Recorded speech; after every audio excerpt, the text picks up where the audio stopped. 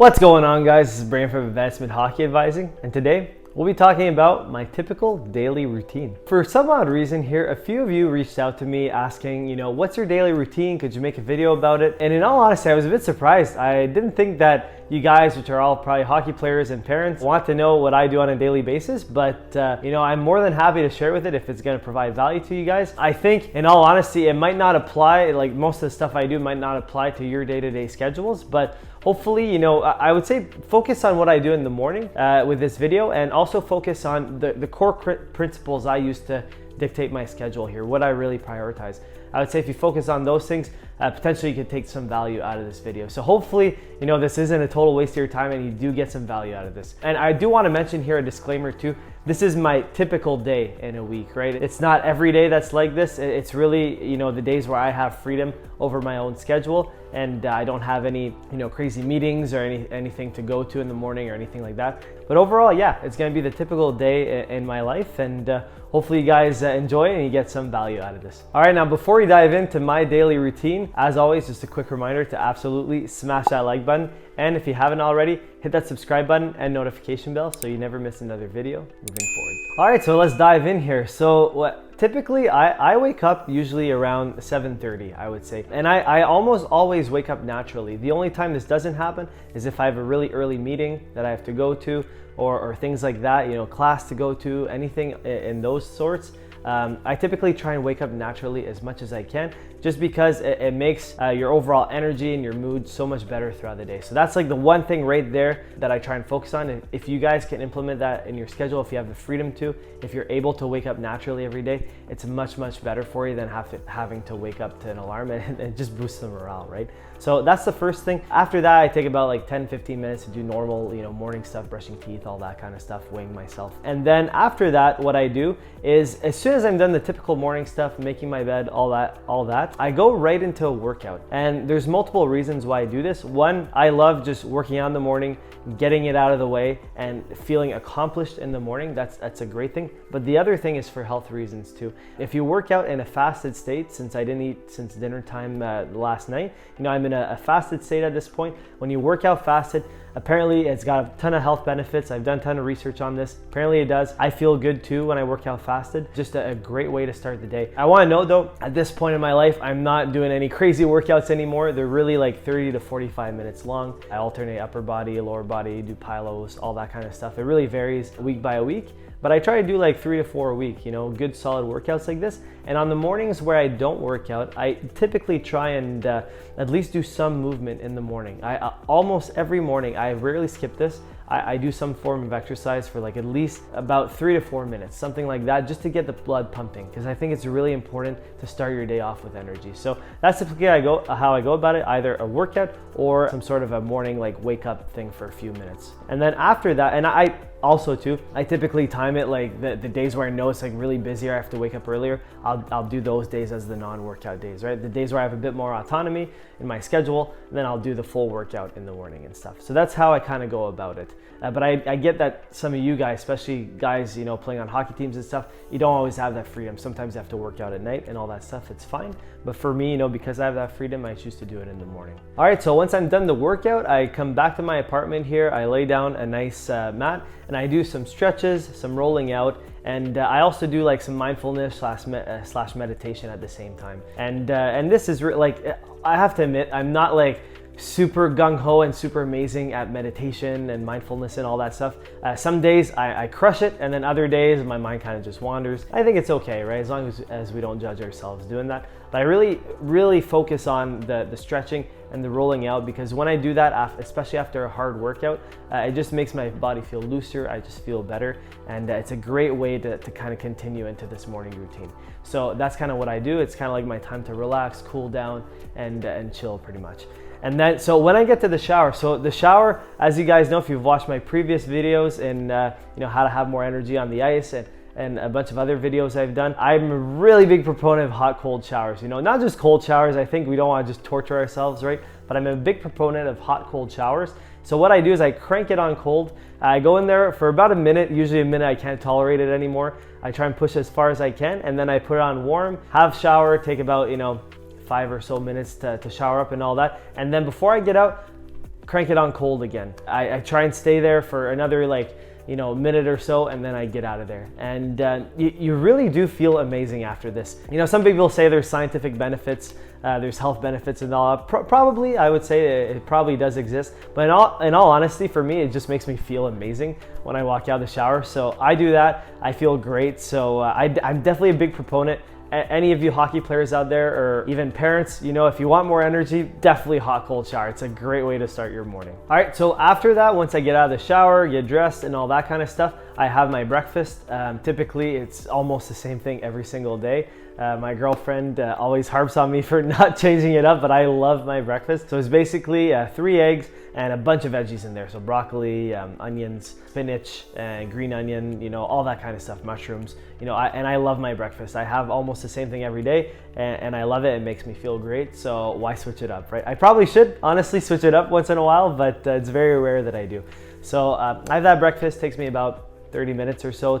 I try not to rush on the days where I don't have to. Eat that, do the dishes real quick, and then I'm good to go. And then after breakfast, what I do is I typically, once I'm done the dishes, done like cleaning up the place and all that, I typically go for about a 10-minute brisk walk. So a decent like fast-paced walk. And there's a main reason behind this. I don't do it just for leisure. Is one, to get outside, first of all, because my gym's in my apartment, downstairs in the apartment, so I don't really go outside much.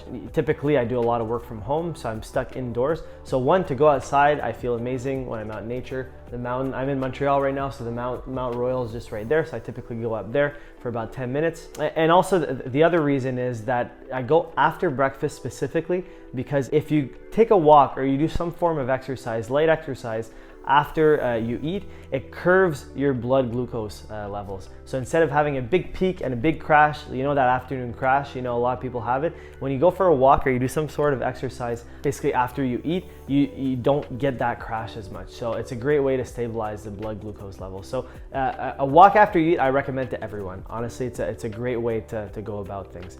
So I go for my walk, I come back. At this point, this is where I get in front of my computer. I'm gonna start working soon, but before I do that, I do journaling for about 2 to 3 minutes, just writing how I feel, my thoughts for the day, what I want to accomplish. I look at my calendar, my tasks and all that, and what my main focus of the day is going to be, things I'm grateful for, all these things. It takes me actually probably more like 4 to 5 minutes just to do this, and then I'm ready to start work. So I kind of want to stop right here and just mention that my whole morning routine here, the whole way I go about it, is to set my morning up so when I start working, I've checked a lot of boxes that I have to do for my health, for my well-being, for my mindset and all that stuff. I feel good, and now when I start working, I'm ready to go. I'm energized and I'm good to go. So that's the whole point of that morning routine.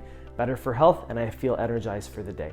So that's kind of how I go about things. And then, I would say around 10:30 on most days. So it takes me about 3 hours, 2.5, 3 hours to get all these things done, especially if I do a workout in the day. Typically around 10:30, the days where I don't work out, around 10, I start doing my deep work.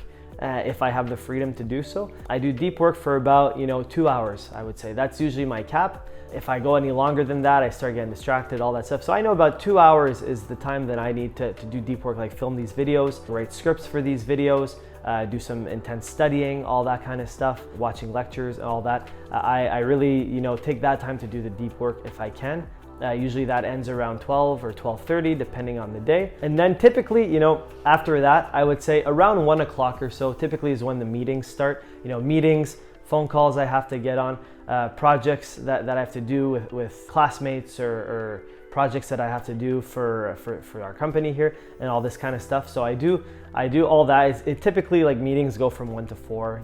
Most days I try and put like the less deep work meetings at that time in the afternoon, because I typically feel a bit of a drop in my energy. Not crazy, because I went for a walk, I did all my stuff before, but still I do feel a bit of an afternoon slump. So I definitely try and schedule all the more not monotonous things, but the stuff that's not as deep focused work later in the afternoon. And for all you guys that are students out there, I think that's honestly a great way to go about things.